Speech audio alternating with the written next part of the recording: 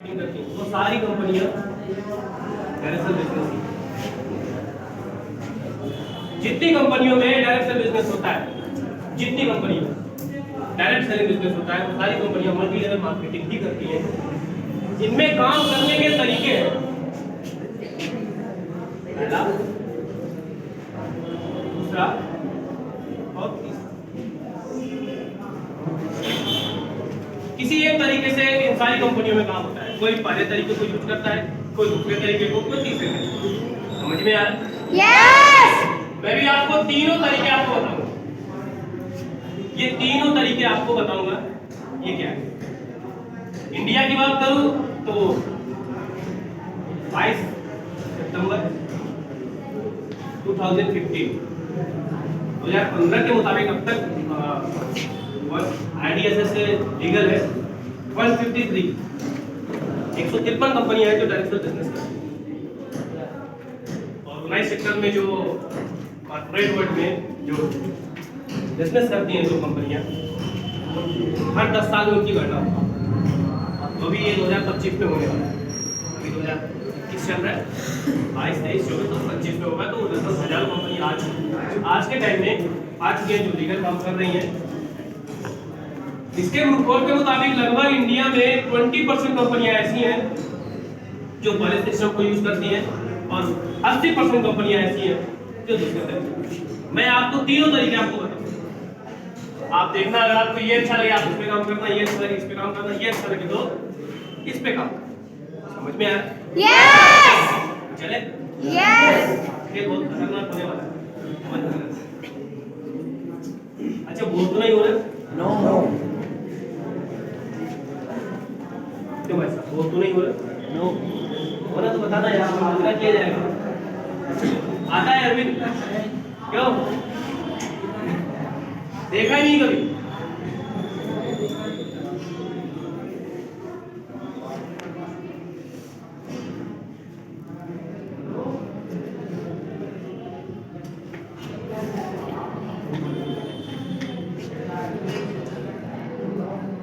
चलो देखते हैं।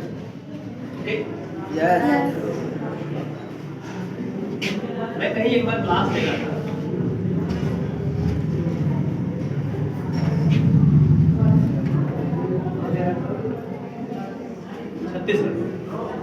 छत्तीसगढ़ में रायपुर में ऐसे क्लास ले रहा था। तो मेरी आदत है मतलब ऐसे ही, तो किसी ने बोला कि सर डस्टर तो है, कागज भी है, सब कुछ है, why are you slept your hand?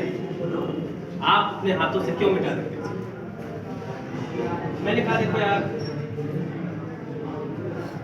प्यार करो, एग्जाम्पल प्यार करो, अगर तकरार ना हो तो फिर प्यार नहीं है ना? प्यार करो, अगर तकरार ना हो तो प्यार नहीं है। पान खाओ और आपके होठों पे ना दिखे वो पान नहीं, ठीक है? झूठ बोलो और सामने वाले को पता न चले तो वो झूठ है। मेरे कहने का मतलब जो काम करो ना उसमें एकदम लिंक हो जाओ, पता ही नहीं चले कि यार तुम्हारा हाथ, तुम्हारा शर्ट, तुम्हारी पैंट बिल्कुल पता ही नहीं चले। You have to dissolve it. आप एकदम लीन हो जाओ अपने काम पे। मैंने तो यही बताया कि सर मैं जब कुछ भी करता हूँ तो मैं एकदम लीन हो जाता हूँ, मुझे पता नहीं है कि मेरा हाथ है, मेरा क्या है। और असम में मंदिर भी है, जगन्नाथ जगन्नाथ का मंदिर है, जाके देखना। अपना हाथ जगन्नाथ, समझे? इसलिए बहुत अच्छी मंदिर है, भव्य मंदिर है। कभी वहाँ पे जाना, वहाँ पे जब तुम्हें खाने को मिलेगा ना तो कोई परोसेगा नहीं सकता। चावल फेमस है वहाँ पे। तुम अपने हाथ से जितना चाहो तुम उतना, जितना चाहो। आगे चलते, उसको जानने से पहले आपको जानना पड़ेगा थोड़ा सा इसकी history and power. History and power मतलब डायरेक्ट सेल बिजनेस की इतिहास क्या है, क्यों मैं इस बिजनेस को करूं? मैं नहीं करने वाला। I am also become an engineer. मैं इंजीनियर बनना चाहता हूं, मैं एक डॉक्टर बनना चाहता हूं, लेकिन मैं इस बिजनेस को नहीं करने वाला। ये मेरे फील्ड का नहीं है। जनरली हर एक इंसान आज यही सोच रहा है, लेकिन इसकी पावर है जिसकी वजह से आप और तुम हम बैठे। हर एक इंसान इस चीज को कर रहा है। क्या पावर है ये मैं आपको बताऊंगा। इसका एक इतिहास 1886 से ये स्टार्ट हुआ था। मिसेस पीएफ एलबी लेडीज थी जिसने डोर टू डोर परफ्यूम को बेचा। 1910 में उसी ने अपनी डोर टू डोर परफ्यूम को सेल कर रही थी। उसने अपनी कंपनी का नाम रख दिया था एवन। मार्केट में आज भी एवन कंपनी है, लेकिन दे आर नॉट लीगल, तो लीगल नहीं थे। 1948 में एक साइंटिस्ट था डॉक्टर कार्ल, उसका नाम था डॉक्टर कार्ल। इसने एक प्रोडक्ट बनाया था, न्यूट्रीलाइट प्रोडक्ट, हेल्थ प्रोडक्ट था। खाओगे शरीर तुम्हारी स्वस्थ रहेगी, कभी तुम बीमार नहीं होने वाले। और ये सोचता था यार कि मैं मेरे काम कर रहा हूँ, जब तक मैं करूंगा तभी तक मुझे पैसा आएगा। अगर मैं बीमार हो गया, मेरे बच्चे का क्या होगा, मेरे फ्यूचर का क्या होगा, मेरे भविष्य का क्या होगा, ये वही सोचता है।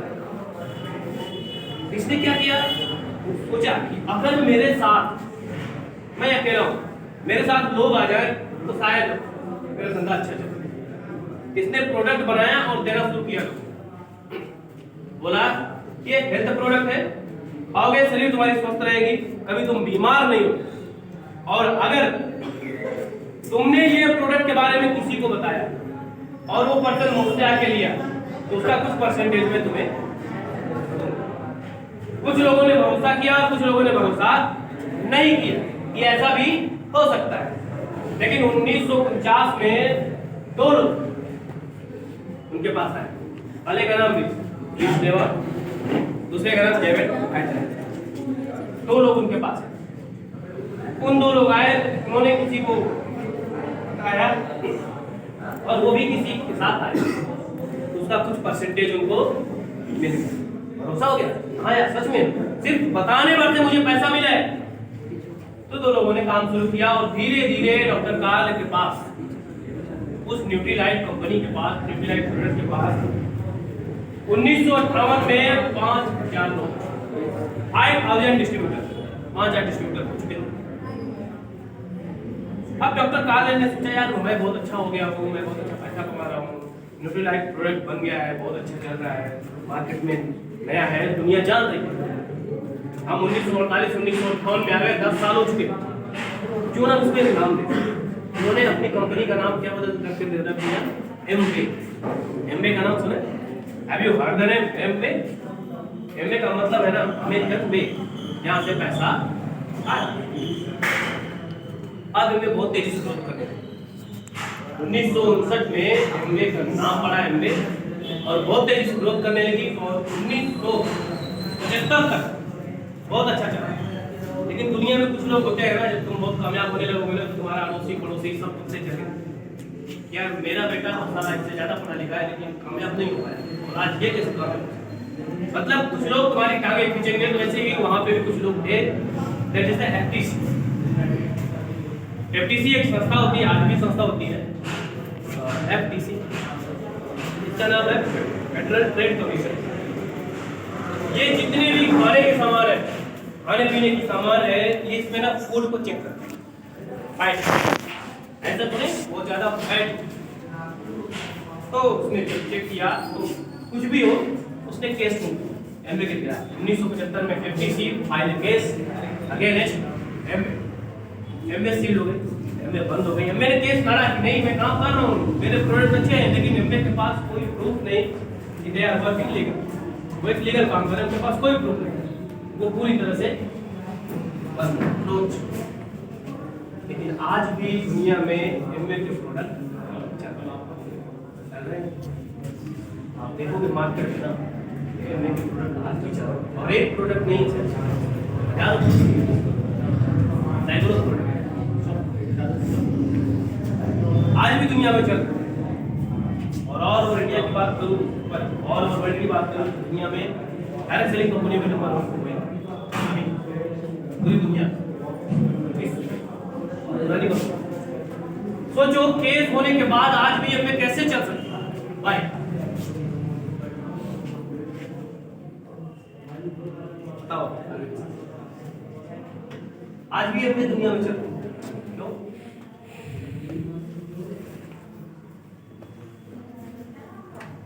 वाई तो सर बताइए क्यों चल रहा है?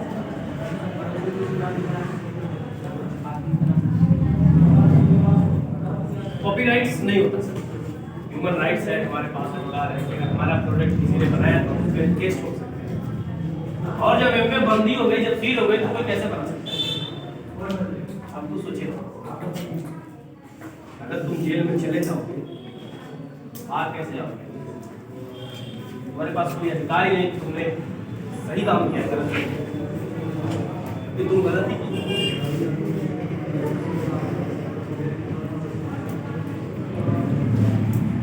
ऐसे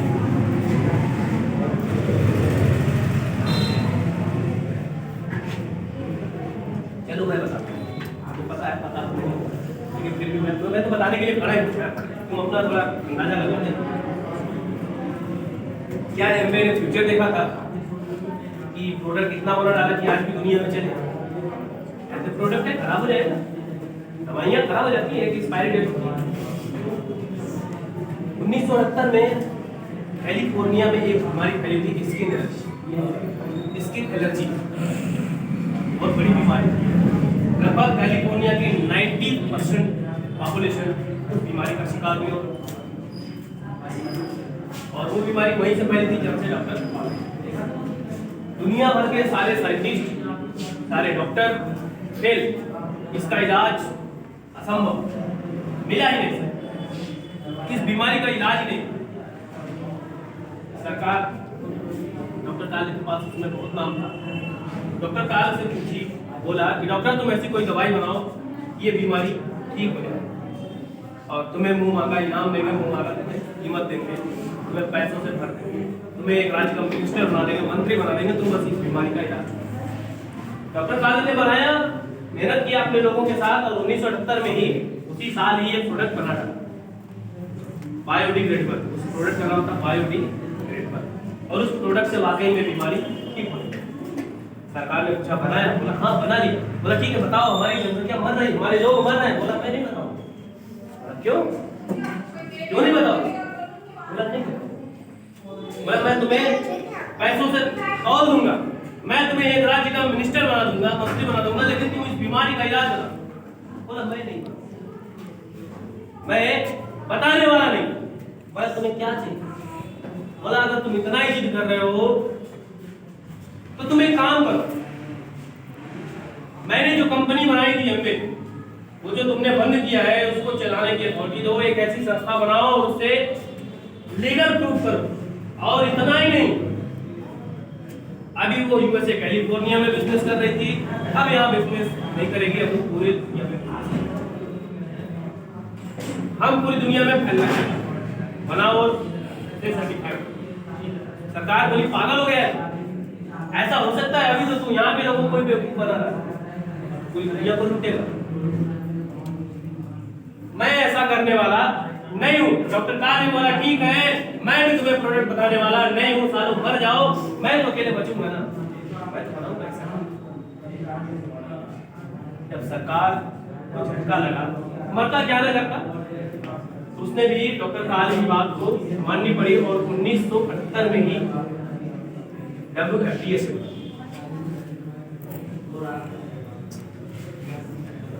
ये है world federation direct selling association, और एमवे ही पहली कंपनी है जो FDA से सर्टिफाइड हुई, और इसको अनुमति मिली कि पूरी दुनिया तो नहीं लेकिन 53 देशों में तुम जाकर बिजनेस कर सकते। और एमवे धीरे धीरे इंडिया में आई 1995, और 1996 में IDSA, Indian direct selling association, 1996 में IDSA की स्थापना हुई कि इंडिया में जिसको भी बिजनेस करना पड़ेगा वो IDSA से सर्टिफाइड होना चाहिए। मतलब कि रजिस्ट्रेशन नंबर होना चाहिए, रजिस्ट्रेशन सर्टिफिकेट नंबर, ठीक है।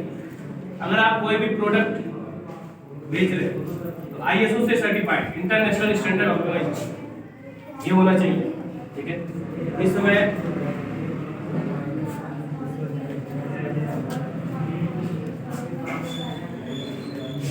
यही है ISO सर्टिफाइड, यही है। ये 2025 तक ऐसा ही है। दुनिया के जितने भी प्रोडक्ट होंगे ना, सारे प्रोडक्टों का ISO सेम होता है, क्योंकि इंटरनेशनल स्टैंडर्ड ऑर्गेनाइजेशन, ठीक है। और सिन नंबर होना चाहिए, सिन समझते हो, सर्टिफिकेट आइडेंटिफिकेशन नंबर, ठीक है। और टीन नंबर होना चाहिए, टैक्स आइडेंटिफिकेशन नंबर, और pan card, permanent account number. Company का पैन कार्ड है क्या है?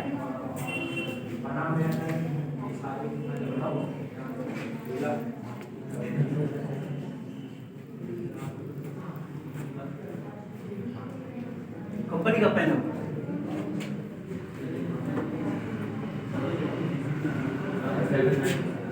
DCD 9795। आपके पास पैन नंबर है, आप अपना पैन नंबर देखना। आपका जो 4th लेटर होगा ना, ये P होगा, ये P होगा। और जो 5th लेटर होगा वो आपका सरनेम होगा। ये हमेशा है। और किसी भी कंपनी का जब पैन कार्ड बनता है तो सी होता है। सी मतलब कंपनी, सी मतलब पर्सन। समझ आ रहा है? सी मतलब कंपनी, पी मतलब पर्सन। अगर ये हमारे पास सर्टिफिकेट है, आई एम लीगल, और कोई भी कंपनी हो, उसका सिन नंबर तुम सीधे गूगल पे डाल दो, अगर सारा डाटा आ गया तो कंपनी लीगल, कंपनी लीगल। इसलिए नंबर ही सबसे इम्पोर्टेंट होता है एक कंपनी को रन करने में। समझ में आ रहा है? Yes. ये थी इसकी हिस्ट्री। धीरे धीरे आज इंडिया में बहुत सारी कंपनियां चल रही हैं जो डायरेक्ट बिजनेस करती हैं। ओके, अब इसकी पावर की बात करते हैं। ऐसा क्या है जो मैं इस बिजनेस को करूं? मान लो अरविंद सर बोले मैं तो इंजीनियर बनने जा रहा हूं, मैं तो नहीं करने पाता। क्यों अरविंद सर? ऐसा ही करोगे?